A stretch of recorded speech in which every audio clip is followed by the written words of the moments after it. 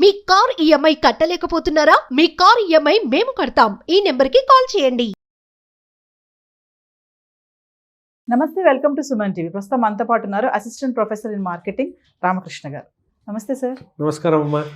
Sir, NRIs మరి Trump effect వాళ్ళ మీద కూడా పడిందని అనుకోవచ్చు. మరి గందరగోళంలో ఉన్నారు ఇప్పుడు వాళ్ళు, అక్కడ ఉండలేక ఇక్కడికి రాలేక వాళ్ళ పరిస్థితి అయితే మరి మీరే చెప్పాలి. ఒక విషయం చెప్పగలను, వాళ్ళు ఎంత కంగారు పడుతున్నారో తెలియదు కానీ ఇక్కడ వీడియోల్లో విశ్లేషకులు కానీ లేదా టీవీ స్టూడియోల్లో కానీ ఇక్కడ కంగారు ఎక్కువగా ఉంది. ఎందుకంటే అక్కడ పరిస్థితి మనకు తెలియదు, అక్కడి గురించి ఊహాగానాలు మాత్రమే, లేదా ఒక 5-6 మన బంధువులు ఫ్రెండ్స్ ఎవరైనా ఉంటే వాళ్ళు చెప్పిన విషయాన్ని బట్టి మనం ఇక్కడ తీసుకురావడమే తప్పించి అక్కడంతా హోల్సేల్ మార్పులు ఏం జరగట్లా. ఒకేసారి ఇదిగోండి వెళ్ళిపోండి అని అలా ఏం లేదు. ఎప్పుడో ఉగాండాలో ఉండే ఇది అమీన్ ఒక ఆయన ప్రెసిడెంట్ అయ్యాడు. అయిన తర్వాత వాళ్ళకి మొత్తం భారతీయులందరికీ హోల్సేల్గా తాకీదు ఇచ్చాడు. ఏం లేదు, ఇంక మీరు తట్టాబుట్టా సర్దుకుని వెళ్ళిపోవాలి, ఉన్నట్టుగా అమ్ముకుని లేకపోతే వదిలేసుకుని పారిపోయారు. ఇది జరిగింది. అవి ఆయన ఇది అమీన్ అంటే డిక్టేటరు ఆ టైంలో వాళ్ళకి చెల్లింది. ఇప్పుడు అలాంటి ఆలోచనలు కానీ అలాంటివి జరుగుతాయని కానీ మనం అనుకోవడానికి లేదు. ఒకటి. రెండోది, భారతదేశంతో సంబంధాలు సత్సంబంధాలు కొంతలో కొంత మెరుగ్గా ఉంచుకోవాలనే ఉద్దేశం ట్రంప్కి ఉంది. ట్రంప్ చెప్తూ ఉంటాడు, ఒక్కొక్క దేశం మీద ఆయనకు ఒక రకమైన భావన ఉంది. ఆయన అందులో చెప్పేది ఏంటంటే భారతదేశం అట్లీస్ట్ మొహం మీద చక్కగా మాట్లాడుతుంది, వాళ్ళు చేయాలనుకున్నది చాలా సీరియస్గా ఉంటారు, కానీ అట్లీస్ట్ మనకి ఇది మన సంబంధాలు అయితే బాగానే ఉంటాయని అంటాడు. అదొకటి. రెండోది ఏంటంటే ఆయన ఆల్వేస్ ప్రో బిజినెస్. ఒక బిజినెస్ బాగా అభివృద్ధి చెందాలి. ఆయన ఎప్పుడు అనేది ఏంటి, అమెరికా తాలూకు బిజినెస్ బాగా జరగాలని కోరుకుంటూ ఉంటాడు.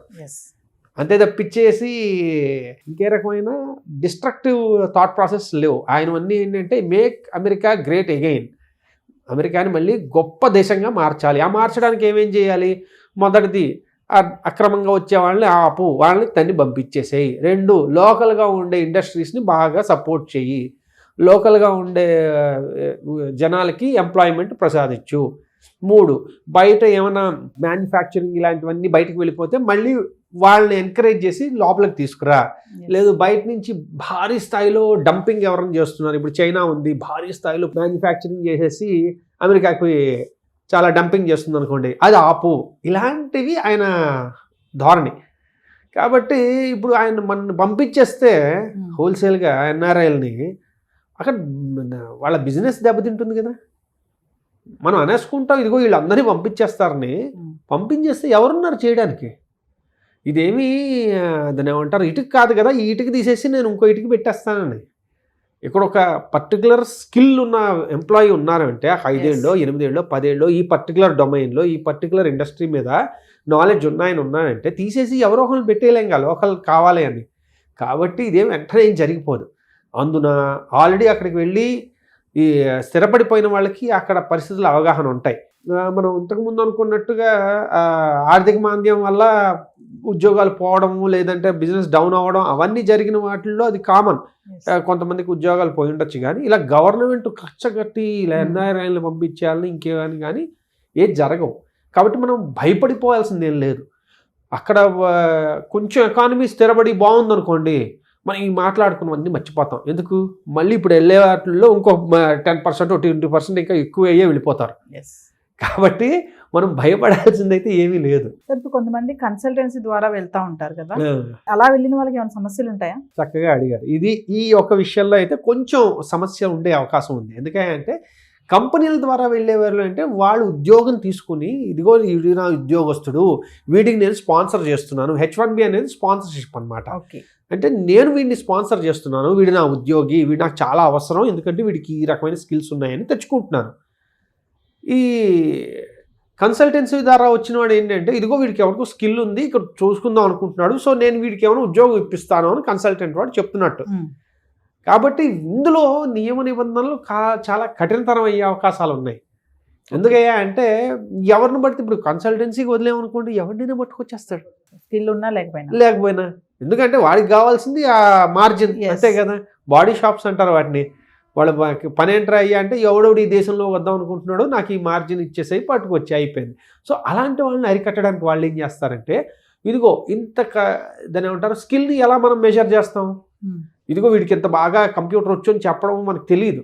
ప్రతి వాడిని కూర్చోబెట్టి వీడు టెస్ట్ చేయలేడు. అందుకని ఏం చేస్తాడంటే వీడికి మినిమం ఇంత శాలరీ కన్నా తక్కువైతే వీళ్ళకి H1Bలకి అర్హత లేదు అన్నారు అనుకోండి, ఊరికే ఎవడో పిలిచి $150,000 $180,000 ఇవ్వం కదా, సంవత్సరానికి అది ఇవ్వాలి అంటే వాడికి నిజంగా అర్హత ఉండాలి. అంటే ఏమంటున్నారు ఇక్కడ మనం మెసేజ్ని 2 రకాల మెసేజ్లు ఉన్నాయి. ఒకటి ఎవడు పడితే వాడు వద్దు అని కట్ చేయడం ఒకటైతే, 2 నిజంగా బాగా హైలీ స్కిల్డ్ వాళ్ళు ఈ దేశానికి అవసరం వాళ్ళు మాత్రం రావాలి అంటున్నారు.